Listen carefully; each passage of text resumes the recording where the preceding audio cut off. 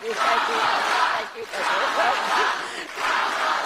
Let's vote. Let's get out the vote. Let's get out the vote. Let's get out the vote. Let's get out the vote. Let's get out the vote. Let's get out the vote. Let's win.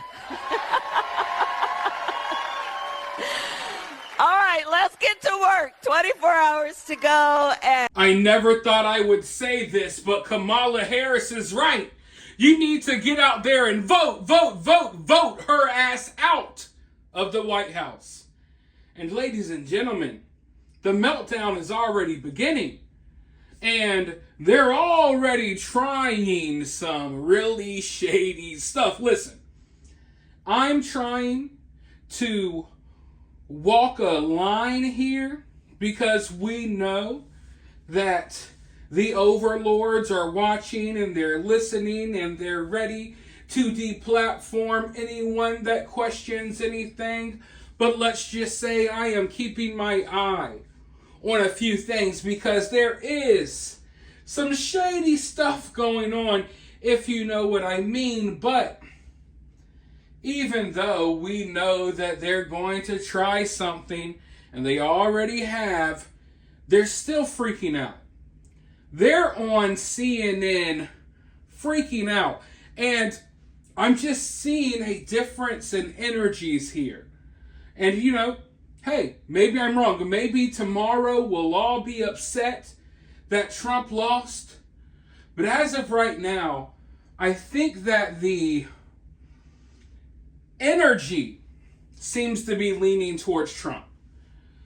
Like when I tune in, because listen guys, I'm a fair guy. I like to listen to even people that I don't agree with. And you guys know here on this channel, I bring you clips from the mainstream media like MSNBC and CNN and all that stuff. I show you these clips all the time. So I'm paying attention to what the other side is talking about. I'm paying attention to how the other side is reacting. And let's just say that the party of joy dancing around and partying and twerking, they seem to be kind of freaking out, while the left seems to be kind of calm. While the right seems to be kind of calm, cool, and collected. But hey, you never know what's going to happen.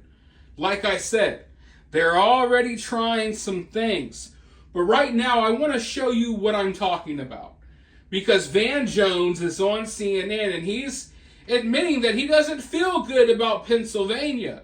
And if he doesn't feel good about Pennsylvania, maybe that's a good sign for us. But let's go ahead and roll that clip and then I'll be right back with more. Worried, Philadelphia is where we've got to run up a big margin. But Philly overall has been trending down, not in terms of going toward the Republicans, just people not getting out to vote. And so you got people out there like Pastor Carl Day, who's got a bunch of young men with him, knocking on doors, trying to get people to come out. It's a bigger, tougher fight in Philly to get that vote count up than it has been in the past. That has me worried. The other thing that has me worried is that the Jewish vote in the suburban areas, Biden won the Jewish vote by 70%, 70-30 last time. Some polls show Kamala at 50-50. That is 70,000 votes we've bled away. That is the margin for victory. So you got groups like Zioness, Amanda Berman out there fighting to get the Jewish vote back on board.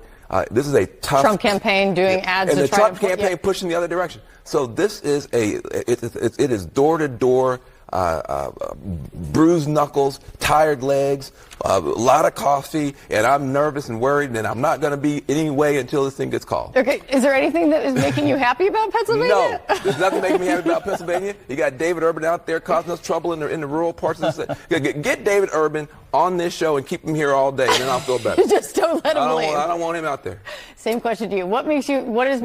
Is anything making you happy about Pennsylvania? Is everything making you nervous? I just have to say, if only there's something that Kamala Harris could have done early in this campaign to help with the Jewish voters of Pennsylvania. Could it have been that the governor of Pennsylvania is a Jewish American who would have been, and a very popular one? Just because if she's been Josh Shapiro doesn't mean every Jew is going to be voting for her. I mean, it might have meant a whole bunch of Pennsylvanians voting for her. This could go down as the biggest. Moving on. I'm just saying. Anyway, I understand why you're nervous. Look, I think whoever wins Pennsylvania I mean, obviously, 90+% chance are going to be the next president. And so these campaigns have pulled out all the stops there. The fact that Harris is going there a ton means I think they're nervous about it. And I look at some of this this early voting stuff, and it's like a witch's cauldron. You can lean over and smell the vapors, and you can kind of sort of see what you want to see in it. And Republicans have some reason to believe that maybe the Democrats aren't doing quite as well with their turnout operation. But the reality is nobody knows nothing. And so for old political operatives like Van and me, that does make you nervous because of the closeness of the polling and just the uncertainty around all the data. And I'll be as interested as anybody on election night. So I don't know whether I'm nervous or not, because at this point, I'm not sure there's, what else can you do? What else is there to say about it? Pennsylvania is the state. But I'll tell you, the other thing that makes me nervous is in 2016, we had a big star-studded event right on the edge of the election, and we lost the state. I don't know if I don't think people understand. Working people sometimes have to choose. Am I going to go to the big, cool concert this week and pay for babysitting for that? Or am I going to try to figure out a way to get to the polls? I don't like these big star-studded events. Listen, when it comes to elections, I'm not really a numbers guy. I'm not a guy that really pays too much attention to the polls, okay? But right now, everything is looking good for Trump.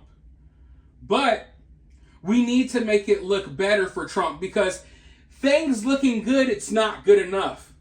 And we figured that out the hard way in 2020, okay? The numbers can be looking good, but it's not good enough. People need to get out there and vote. But part of me, the conspiracy theorist in me, is looking at a lot of these polls. I'm looking at the betting markets. I'm looking at the numbers. And I'm wondering, are they trying to give us a false sense of security here? Really think about it. I mean, the numbers are looking pretty good for Trump right now. But are they trying to give us a false sense of security? Trying to make Trump supporters think, hey, maybe I don't got to get out there and vote. Trump's looking good. Trump's going to win my state anyway. I don't got to get out there and vote.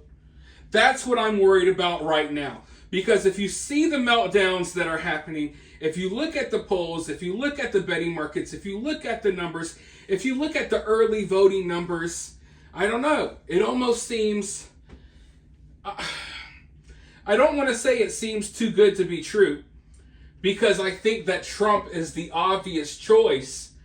But a lot of people in America are brainwashed, and they're not going to make the obvious choice. So all I'm saying is this: I'm optimistic. Everything's running smoothly and looking good right now, but I don't want people to get psyoped into getting too positive, and I don't want people thinking, hey, Trump's got it in the bag. I don't gotta, get out here and do my part. That's what I'm basically trying to say here. But if you think that the meltdowns that we're seeing pre-Trump winning are good, just wait until what you see if Trump does win. I'm telling you, it will be worth standing in line for. But for now, let me know your thoughts down in the comments below. While you're down there, hit that thumbs up, hit that subscribe, ring that notification bell. And if you find yourself getting too worked up by all of this, remember, it's just political cinema.